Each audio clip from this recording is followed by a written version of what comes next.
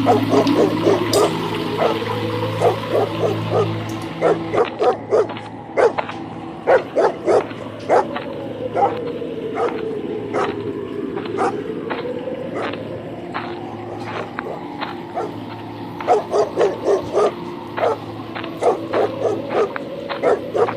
គីតើឯងកំពុងធ្វើអ្វីយប់ស្មើនេះហើយហេតុអ្វីក៏ឯងនៅតែព្រុសបើឯងនៅតែព្រុសដូច្នេះតើឲ្យយើងសម្រាកយ៉ាងមិនកើតទៅព្រឹកស្អែកនេះយើងត្រូវនិមន្តទៅបិណ្ឌបាតផង